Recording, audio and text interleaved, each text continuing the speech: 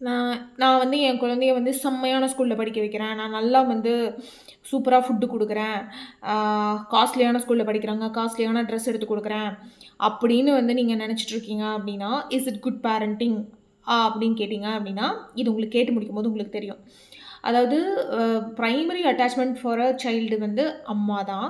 2 பேரண்ட்ஸுமே வந்து கரெக்ட்டா, மாரலா, ஃபிட்டா, நியாயமா, லாயல்ட்டியோட, லவ்வபிளா இருந்து அந்த குழந்தைய அக்கறையோட வளர்த்துறது தான் வந்து அந்த குழந்தையோட பிரெயின் டெவலப்மெண்ட்க்கு ரொம்ப ரொம்ப ரொம்ப குட்டா இருக்கும். ஏன்னா, குழந்தையோட பிரெயின் டெவலப்மெண்ட் பொறக்கறதுக்கு முன்னாடி இருந்தே ஸ்டார்ட் ஆயிரும். எங்க எல்லாத்துக்கும் தெரியும். அது இல்லாம வந்து அரவுண்ட் டில் 8 இயர்ஸ் வரைக்கும் வந்து பார்த்தீங்க அப்டின்னா, அந்த பெர்சனாலிட்டி எதிர்காலத்தில அவன் எந்த மாதிரி மனுஷனா நாளைக்கு நிக்க போறாங்கிறது எல்லாமே அந்த 8 வருஷத்துக்குள்ள வந்து முடிவாகும். ஸோ பொறந்ததுலருந்தே அவன ஹக் பண்றதுலருந்து அன்கண்டிஷனலா அந்த ஃபர்ஸ்ட் 3 இயர்ஸ்ல நம்ம குடுக்க போற லவ்ல ஆரம்பிச்சு, நம்ம அவன எப்படி வந்து அவனோட பிரச்சனைகள நம்ம ஹேண்டில் பண்றோம். அவன் வந்து அழுகும்போது, எனக்கு தெரியலன்னு சொல்லும்போது, நீங்க வந்து எப்படி ஒரு பேரண்ட்டா நீங்க ஹேண்டில் பண்றீங்க. அந்த 8 வருஷ பீரியட்ல வந்து அப்பா, அம்மாவா உங்க 2 பேத்துக்குள்ள இருக்கக்கூடிய ஒற்றுமை எப்படி இருக்கு? ஃபாதரா நீங்க எப்படி நியாயமா, ஒழுக்கமா நடந்துக்கிறீங்க? மதரா வந்து நீங்க எப்படி வந்து ஹேண்டில் பண்றீங்க? அப்படிங்கிறது எல்லாமே அந்த குழந்தையோட பிரெயின் டெவலப்மெண்ட்ட அப்படியே வந்து ரிஃப்ளெக்ட் பண்ணும். ஏன்னா வந்து பிரெயினோட ப்ரீஃப்ரான்டல் கார்டெக்ஸ் அப்படிங்கிற ஏரியால தான் வந்து எமோஷன்ஸ ஹேண்டில் பண்ணக்கூடிய சென்டர்ஸ் இருக்கும். எதிர்காலத்தில அந்த குழந்தை நன்றியுணர்ச்சியோடு இருக்க போகுதா? கருணையோடு இருக்க போகுதா? ஆம் ய ஒரு டெசிஷன் மேக்கிங் எப்படி இருக்க போகுது? எல்லா வாழ்க்கையோட மேஜர் டெசிஷன்ஸ்லாம் தடுமாறாம, குழப்பாம எப்படி டெசிஷன் எடுக்கலாம்? யாரோட ஹெல்ப் கேட்டு எடுக்கலாங்கிற தெளிவெல்லாம் கரெக்ட்டா வந்து, கூச்சம் இந்த மாதிரியெல்லாம் இல்லாம, அதே மாதிரி கெட்ட விஷயங்களுக்கு இம்பல்ஸ் கண்ட்ரோல் வர்றது. லைக் அப்டின்னா என்ன அர்த்தம்னா, இப்போ வந்து ஒரு 18 வயசுல வந்து முறுக்கிட்டு போனா செமையா இருக்கும் பைக்க அப்டின்னு சொல்லிட்டு, வண்டிய ரஷ்ஷு பண்ணிட்டு போறாங்க இல்லையா? அதெல்லாம் இல்லாம வண்டி முறுக்கி ஓட்டுனா உயிருக்கு ஆபத்தாகும் அப்படிங்கிற புரிதல்லாம் வந்து வரணும். அந்த இம்பல்ஸ் கண்ட்ரோல் அத சொல்றேன். அது இல்லாம வந்து பார்த்தீங்க அப்படின்னா, இப்போ வந்து ஒரு பர்ட்டிகுலர் ஸ்டேஜ்ல பசங்களுக்கு வந்து சரக்கு, தம்மு மத்த எல்லா விஷயங்களும் இன்ட்ரோடியூஸ் ஆகும்.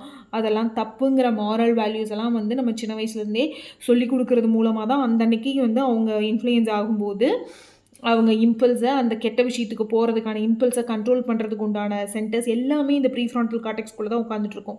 இது எல்லாமே அந்த முதல் 8 வருஷத்துல நடக்கக்கூடிய பேரண்டிங்ல டிசைட் ஆகும். அதுக்கப்புறமாவும் இருக்கு. But first 8 years is so important. ஏ ஏன்னா, இப்போ வந்து ஒரு சில வீடுகள்ல டைனமிக்ஸ் எப்படி இருக்கும் அப்டின்னா, நம்மளோட இந்தியன் ஃபேமிலி டைனமிக்ஸ் ஒரு சில ஊர்கள்ல, ஒரு சில வீடுகள்ல, ஒரு சில கம்யூனிட்டீஸ்ல வந்து எப்படி இருக்கு அப்டின்னா, வந்து ஃபாதர்ஸ் வந்து தே ஹேவ் அஃபேர்ஸ். அதுவும் நம்மளோட ஊர்கள்லாம் பார்த்தீங்க அப்டின்னா, அஃபேர்ங்கிறது லெஃப்ட் அண்ட் ரைட் வந்து நார்மலைஸ் பண்ணி வச்சிருக்காங்க. அதுவும் இப்ப இருக்கிற ஜெனரேஷன்ல வந்து மீடியால, நாடகத்துல இது எல்லாத்துலயுமே வந்து அஃபேர்ஸ வந்து நார்மலைஸ் பண்ணி வச்சிருக்காங்கன்னு வச்சுக்கோங்களேன். அந்த காலத்துல தெரிஞ்சும் தெரியாமலும் இருந்தது. இந்த காலத்துல வந்து இட் இஸ் நார்மல் அப்படிங்கிற மாரி கொண்டு போயிட்டு இருக்காங்க. ஸோ இந்த மாதிரி அஃபேர்ஸ் இருக்கும் பொழுது என்னாகும் அப்டின்னா, ஒரு வேள அந்த மதர் நல்ல மதரா இருக்காங்க அப்டினால், அத அழுதுட்டு, ஹேண்டில் பண்ணிட்டு, ஸோ இந்த மாதிரி மதர்ஸ பார்த்து வளரக்கூடிய குழந்தைங்க பாவமா ஃபீல் பண்ணிக்கிட்டு, அம்மா பாவம் இல்லங்கிறத புரிஞ்சு, அட்லீஸ்ட் ஒரு மாரி ஒரு எம்பேத்தாவாவது வளர்ந்துருவாங்க.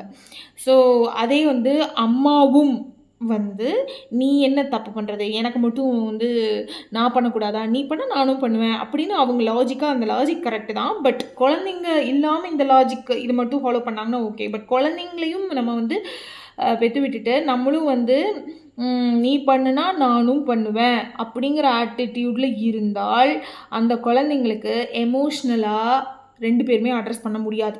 ஏன்னா, இவங்க பண்ணாங்கன்னு இவங்க பண்ணுவாங்க. இவங்க பண்றாங்கங்கிற எரிச்சல் அவங்களும் அதிகமா பண்ணுவாங்க. மாறி, மாறி இதே போய்க்கிட்டே இருக்கும். ஸோ, அந்த குழந்தைங்க இப்போ ஸ்கூலுக்கு போறாங்கன்னா, அந்தந்த ஏஜ்ல சைக்கிள் கத்துக்கிட்டாங்களாங்கிறத கூட பார்த்துக்க மாட்டாங்க. ஸோ, அ அந்த குழந்தைங்க எந்த மாதிரி எமோஷன்ஸ ஃபீல் பண்ணுது அப்படின்னு பார்க்க மாட்டாங்க. 2 குழந்தைங்க இல்ல 3 குழந்தைங்க வச்சிருக்காங்க அப்படின்னா, அதில எந்த குழந்தை ஏதாவது ஒரு குழந்தைய தூக்கி அதிகமா வந்து புகழ்ந்துட்டு, இன்னொரு குழந்தைய வந்து விட்டுருவாங்க. அப்ப அது எமோஷனலா அந்த குழந்தை அபேண்டன்டா ஃபீல் ஆகும். நம்ம அப்பா, அம்மாவுக்கு நம்மள பிடிக்கலல்ல, அதனால தான் பிடிக்கலல்ல அப்படிங்கிறது ஸ்லோவா அதுக்கு தோண ஆரம்பிக்கும். ஸோ, இதனாலேயே அப்பா, அம்மாவோட அ அ அட்டென்ஷன சீக் பண்றதுக்காகவே நல்லா படிச்சு ஹை அச்சீவரா வந்து வருவாங்க. ஸோ, அவங்க ஒரு பர்ட்டிகுலர் ஸ்டேஜ்ல வந்து நல்லா படிச்சதுக்கப்புறம் தான் அவங்களுக்கான இம்பார்ட்டன்ஸே அந்த ஃபேமிலில கிடைக்க ஆரம்பிக்கும். எகைன் வந்து பெர்ஃபார்மன்ஸ் பேஸ்டு பார்ஷியாலிட்டி வந்து காமிக்க ஆரம்பிப்பாங்க ஒரு பர்டிகுலர் ஸ்டேஜ்க்கு மேலே. அதுக்கு முன்னாடி வரைக்கும் அப்பியரன்ஸ் பேஸ்டு பார்ஷியாலிட்டி இருக்கும். அதுக்கப்புறமா வந்து நல்லா படித்து மார்க் வாங்கின உடனே வந்துட்டு பெர்ஃபார்மன்ஸ் பேஸ்டு பார்ஷியாலிட்டி வந்து வந்துடும். ஸோ இந்த மாதிரி பேரண்ட்ஸ், எமோஷ்னலி இம்மெச்சூர் பேரண்ட்ஸ், அதாவது போத் நார்சிஸ்டிக் பேரண்ட்ஸ்க்கு வந்து சொல்கிறேன். ஸோ அப்படி இருக்கும் பொழுது அந்த பேரண்ட்ஸ்க்கு அவங்களோட எமோஷன்ஸையே அவங்களுக்கு ஹேண்டில் பண்ண தெரியாது. அப்படி இருக்கும்போது அவங்க எப்படி அந்த குழந்தைங்க வந்து இவ்வளோ யோசிப்பாங்க? சிம்பிளான ரீசன், இந்த ப்ரீஃப்ரான்டல் கார்டெக்ஸு இந்த கதையெல்லாம் வேண்டாம். அதெல்லாம் இப்போத்த ஜெனரேஷன் நம்ம தெரிஞ்சு வளர்த்திக்கலாம்னு வச்சுக்கோங்களேன். சிம்பிள் பேசிக் ரூல் என்னவாக இருந்திருக்கும்? 60s 70s பார்ன் அப்பா அம்மா, அதாவது நம்மளோட அப்பா அம்மா ஸ்டேஜில் இருக்கிறவங்களுக்கு என்ன பேசிக் ரூல்? காசை கரெக்டாக சம்பாரித்து சரக்குக்கு கண்ட இதுக்கு செலவு பண்ணாமல் ஏமாறாமல் இருக்கணும். நம்பர் 1. நம்பர் 2, கணவன் மனைவியாக 2 பேரும் ஒற்றுமையாக ஒழுக்கமாக இருக்கணும். இந்த 2 தானே சிம்பிள். இந்த இதுவும் இருந்திருந்தாலே போதும். குழந்தைங்க எல்லாருமே வந்து அந்த அட்டாச்மெண்ட் கரெக்டாக, நாளைக்கு அவங்க எதிர்காலத்தில் மனைவிக்கு உண்மையாக இருக்க போகிறது, மனைவிக்கு ட்ரூவாக இருக்க போகிறது, இது எல்லாமே நடந்துடும். இவ்வளோ வந்து வீடியோஸ் பார்த்து ப்ரீஃப்ரான்டல் கார்டெக்ஸ் பார்த்து அப்படிங்கிற அறிவெல்லாம் வந்து தேவையே கிடையாது. So basic thing, simple rules தான் லைஃப்பில். ஸோ பட் இப்போ அதுக்கு நமக்கு பின்னாடி இருக்கக்கூடிய அறிவியலை நம்ம இப்போ பார்க்க ஆரம்பிச்சிருக்கோம். அவ்வளோதானே ஒழிய ஸோ நான் வந்து எனக்கு அந்த காலத்தில் எனக்கு தெரியல, தெரிஞ்சிருந்தா நான் அப்படி வளர்த்துவேன் அப்படின்னு இனிமேல் ரெக்ரெட் பண்ணி எந்த பிரயோஜனமும் கிடையாது. ஸோ அட்லீஸ்ட் நம்ம ஜெனரேஷனில் இருந்தாவது இந்த ஜென்ரேஷனல் ட்ராமாவை உடைக்கணும். ஸோ அதாவது உங்கள் ஹஸ்பண்ட்ஸ் என்ன பண்ணாலும் இட்ஸ் ஓகே. அவங்க அப்படி வளர்த்தப்பட்டிருக்காங்க, அப்படி இருக்காங்க. நீங்கள் அதுக்காக அப்படி இருக்கணும்னு அவசியமே கிடையாது. நீங்கள் உங்களோட ஃபைனான்ஷியல் ஸ்டெபிலிட்டியை பாருங்கள். உங்கள் குழந்தைங்களுக்கு என்னென்னலாம் பண்ணணுமோ அதை கரெக்டாக பண்ணுங்கள். குழந்தைங்களோட டைம் ஸ்பெண்ட் பண்ணுங்கள். அவங்க எமோஷ்னலாக என்ன மாதிரி ஃபீல் ஆகுறாங்கங்கிறதுக்கு ஏற்ற மாதிரி அவங்களுக்கான சப்போர்ட் சிஸ்டத்தை உருவாக்குங்க. ஸோ ஏன்னா குழந்தைங்க நம்மளை நம்பி தான் பிறந்திருக்காங்க. Mother is the primary caretaker of the child. ஒரு மதருக்கும் அந்த குழந்தைக்கும், முக்கியமாக ஆண் குழந்தைக்கும் இருக்கக்கூடிய அட்டாச்மெண்ட் தான் எதிர்காலத்தில் அவன் ஒய்ஃபை எப்படி நடத்த போகிறாங்கிறது டிசைட் ஆகும். ஒரு மதர் கூட ஒரு ஆண் குழந்தைக்கு கரெக்டான பாண்டு அந்த ஃபஸ்ட்டு 8 இயர்ஸில் உருவாகலைன்னு வச்சுக்கோங்களேன், கடைசியாக அவன் கல்யாண வாழ்க்கை வந்து பயங்கரமாக அடி வாங்கும்.